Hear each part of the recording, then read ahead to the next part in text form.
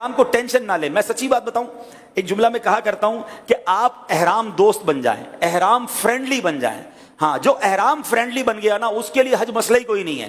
کیونکہ میں آج تک جو سمجھا ہوں, حاجی کی, مرد حاجی کی سب سے بڑی ٹینشن جو ہے نا, جو اس نے بنائی ہوئی ہوتی ہے, وہ احرام ہے کہ بھائی حج میں کتنے دن احرام باندھنا پڑے گا, کیسے ہوگا. اگر آپ احرام فرینڈلی ہیں تو پھر 2 دن پہنے, 5 دن پہنے, 10 دن پہنے, ٹینشن ہی نہیں ہے. تو احرام فرینڈلی کیسے ہو سکتے ہیں وہ میں آپ کو بتاتا ہوں. پہلے آپ احرام پہننے کا طریقہ دیکھ لیں. احرام پہننے کا طریقہ یہ کہ پہلے آپ نے دونوں چادریں لے لی اور اس کو پورا کھول دیں, کوئی بل باقی نہ بچے. ٹھیک ہے, دیکھیں احرام چیک کیسے کریں گے کہ یہ میرے لیے سائز کے مطابق ہے کہ نہیں. اگر اپنی ناف تک آپ احرام رکھیں تو کم از کم وہ آپ کے ٹخنوں سے نیچے تک جانا چاہیے. ایسا نہ ہو کہ احرام ناف پہ رکھا اور ٹخنوں سے اوپر ہی احرام ہے, تو اب جب اس کو فولڈ کریں گے تو پھر اس کا کیا حال ہو جائے گا. تو اتنا بڑا ہو کہ ابھی میرے ٹخنوں سے نیچے احرام ہے, آپ دیکھ رہے ہیں, اور میری ناف سے بھی تھوڑا اوپر تک میں نے رکھا ہوا ہے, تو اب یہ انشاءاللہ احرام میرے سائز پہ صحیح آ جائے گا. ان دونوں کناروں کو ملا لیں. ایک طریقہ اور بھی ہے لیکن میں آپ کو آسان والا بتا دیتا ہوں. ان دونوں کناروں کو آپ نے ملا لیا, ٹھیک ہے جناب. اچھا, اب اس کو دوبارہ یہاں ملا کر یہ پہلے والے کو ٹائٹ کر لیں جتنا آپ کو ٹائٹ کرنا ہے. پھر ان دونوں کناروں کو اٹھائیے, آپ یہاں لے کر آ گئے. اب اس کو واپس ملائیے, ادھر لے کر آ گئے. اب اس کے بعد آپ نے اس کو بل دینا ہے. 1 دے دیں, 2 دے دیں, جتنا آپ کو دینا ہے ایزی کرنے کے لیے. 3 دے دیں کیونکہ ٹخنوں سے اوپر بھی کرنا ہے نا. تھوڑا سا بڑا ہے یہ احرام تو اس کو 4 بار دے دیتا ہوں میں.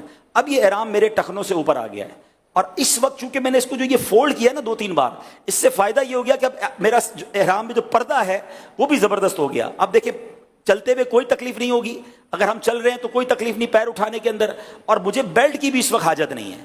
لوگ بیلٹ باندھ سکتے ہیں کیونکہ احرام کو سنبھالنے کی نیت یہ ہو کہ سامان وغیرہ رکھنا ہے تو پھر اس میں احرام بھی سنبھل جاتا ہے. لیکن اگر آپ اس طریقے سے احرام باندھنا سیکھ لیں گے, آپ نے دیکھا مجھے شاید 30 سیکنڈز بھی نہیں لگے. میں دوبارہ کھول کے آپ کو بتا دیتا ہوں, آپ ٹائم نوٹ کر لیں. نتھنگ ایلس, کوئی پرابلم نہیں ہے. احرام کا ٹینشن سر سے پہلے نکال دیں. اب آپ یہ تہبند پہن کر چل رہے ہیں, گھوم رہے ہیں, آپ صفا مروہ پہ دوڑ رہے ہیں, آپ کے احرام کو کچھ نہیں ہونا. اگر آپ نے احرام صحیح باندھا ہوا ہے تو آپ کے احرام کو کچھ نہیں ہونا. کچھ لوگ کیا مسٹیک کرتے ہیں جس کی وجہ سے وہ پریشان ہو جاتے ہیں کہ وہ جناب ایسے کی چادر اور یہ ہو گئی اوپر کی چادر, ٹھیک ہے نا. اسی طرح کی چادر آپ لے لیں. اوپر کی بہتر یہی ہے کہ تولیے کی ہو کیونکہ کافی پسینہ وغیرہ آتا ہے تو وہ انشاءاللہ اس میں جذب ہو جائے گا. اچھا, ایک بات بڑی اہم ہے وہ یاد رکھیں. ابھی تو چونکہ میں آپ کو پریکٹس کروا رہا ہوں تو میں نے نیچے لباس پہنا ہوا ہے.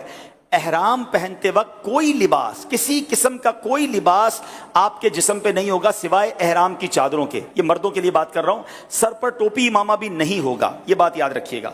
اب آپ نے احرام کی جو چادر ہے اس کو بھی چیک کرنے کا طریقہ یہ ہے کہ آپ نے یہ اپنے ساتھ لپیٹی, اور یہ جو پیچھے والا حصہ ہے آپ کا یہ کم از کم تھوڑا بہت آگے آ جائے تاکہ پھر آپ کا رکوع وغیرہ میں آسانی رہے گی. دیکھیں یہ یہاں تک آ گیا تو یہ اس کا مطلب سائز میرے لیے ٹھیک ہے.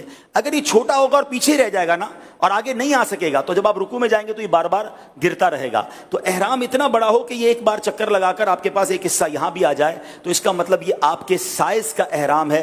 انشاءاللہ آپ کے لیے آسانی رہے گی. اللہ کریم ہم سب کو حقیقی معنوں میں احرام پہن کر لبیک کی صدائیں لگاتے ہوئے حج کا سفر نصیب فرمائے. صلو علی الحبیب.